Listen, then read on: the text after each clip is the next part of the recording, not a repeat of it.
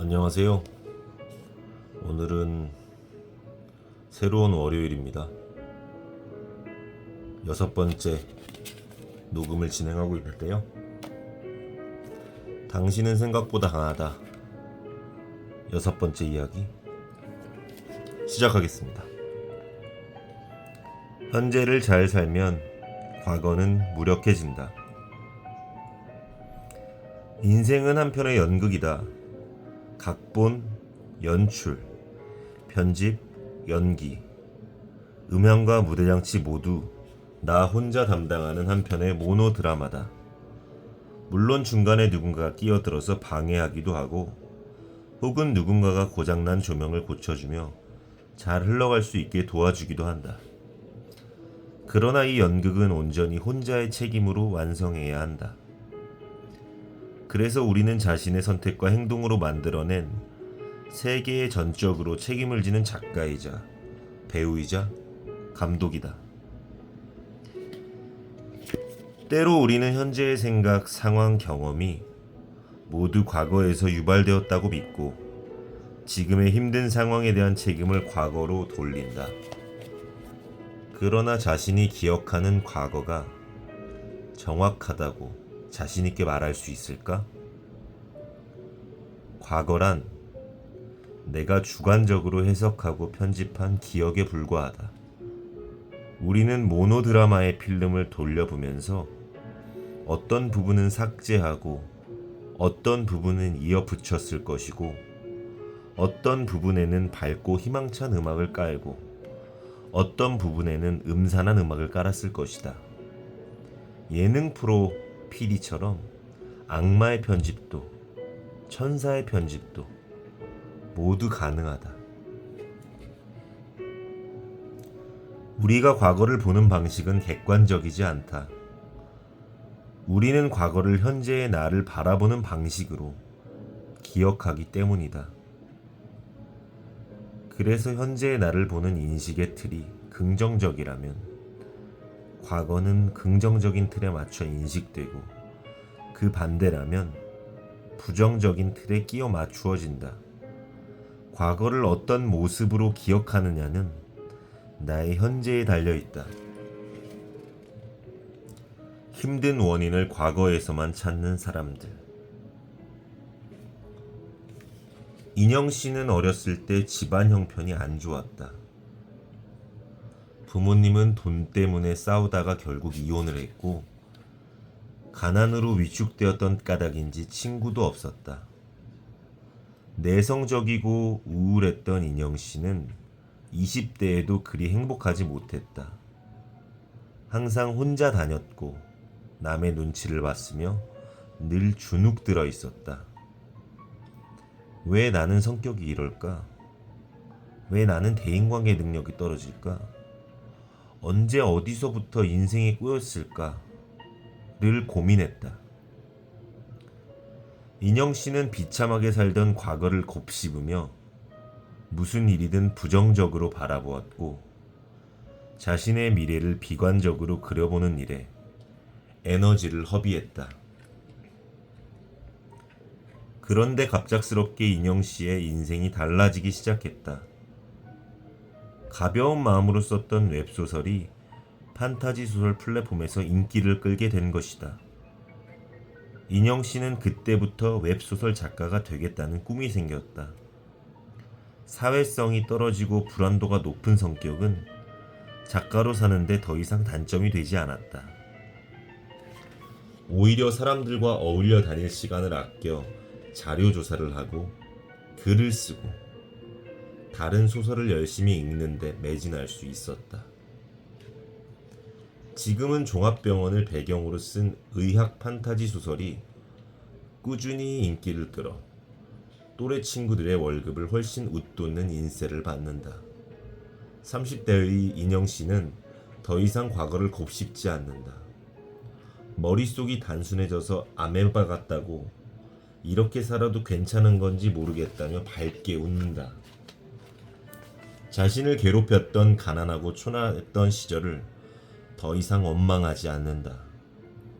인간은 과거의 사건 자체보다는 사건에 부여한 의미에 의해 고통받는 존재이며 그 의미는 현재의 내가 결정한다는 것을 잘 보여주는 케이스다.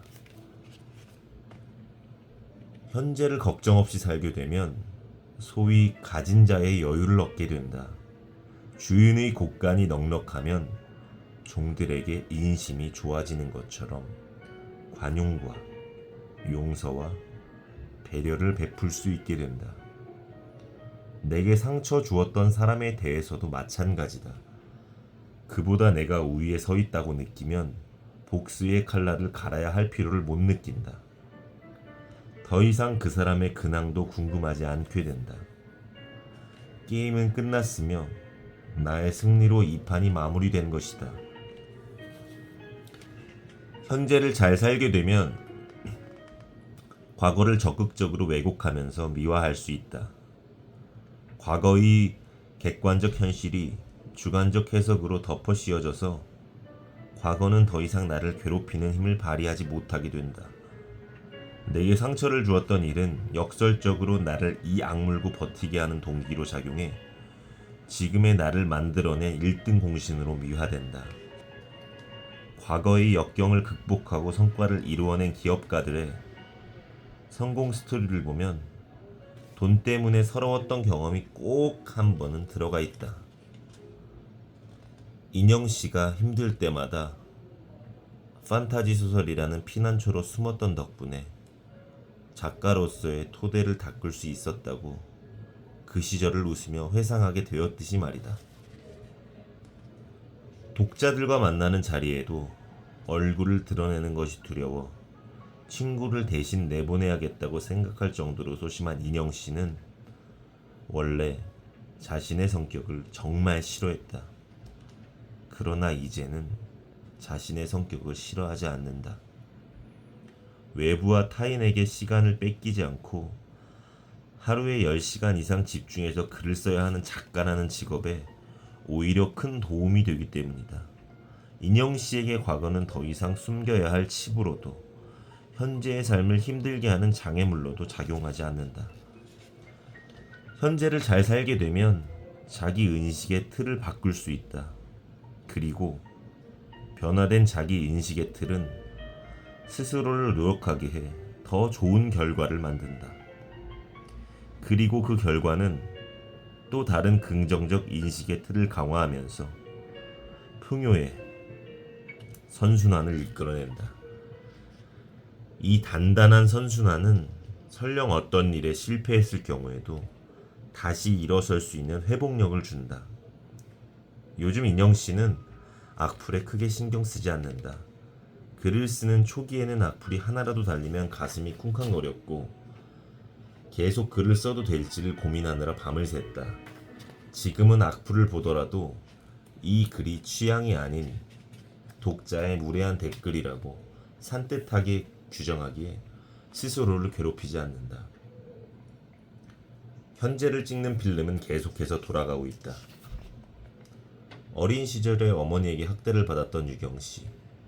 유경씨의 어머니는 세상을 떠나기 며칠 전 딸에게 그동안 미안했다는 사과를 했다. 그러나 그 사과는 유경씨의 마음에 와닿지 않았고 응어리진 상처가 풀리지도 않았다. 이제 와서 어쩌라고? 죽기 전에 본인 마음은 편해지면 단가? 또 다른 반발심이 들었다.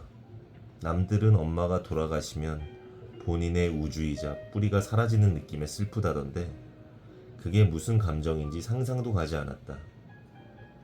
조문을 온 친구가 얼마나 마음이 힘드냐며 자신을 끌어안고 오는데 엄마의 장례식이 하나도 슬프지 않은 스스로의 모습이 슬펐다. 20대 때 유경씨는 왜 우리 엄마는 스트레스를 받으면 나를 때렸을까?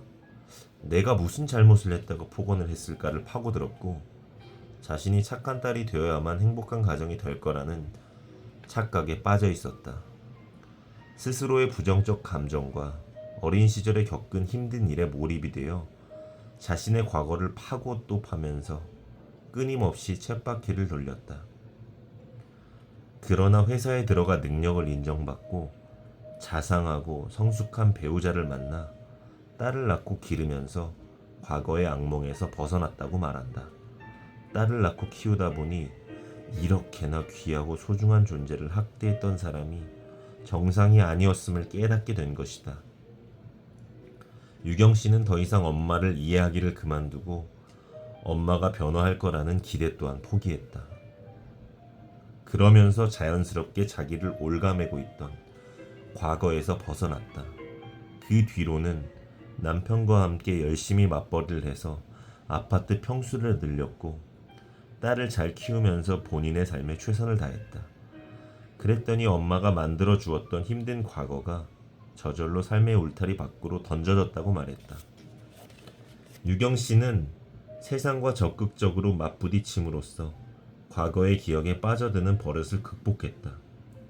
이처럼 과거를 의미 없게 만드는 건 현재이며 과거의 가해자를 잊을 수 있는 건 현재의 내 옆을 지키는 의미 있는 타인이다. 나의 과거는 나의 현재가 해석된다. 반정에 성공해서 왕조를 세우면 개국 공신이 되지만 실패하면 구족을 멸할 역적이 된다. 이겨서 살아남은 자의 시선으로만 역사는 기록되고 전해진다. 개인의 삶 또한 마찬가지다. 우리는 현재의 삶을 사는데 최선을 다해야 한다. 통제할 수 없는 과거에 얽매이는 건 지금의 삶에 아무런 도움이 되지 않는다. 통제할 수 있는 현재에 내 모든 에너지를 쏟아부어야 한다. 삶은 끊임없이 촬영을 하는 영화와 같지만 되돌려 볼 수도 편집할 수도 없는 것이다. 빅터 프랭클의 말이다. 나의 모노드라마를 찍는 필름은 계속해서 돌아가고 있다. 우리가 현재에 최선을 다하지 않으면 안 되는 이유다.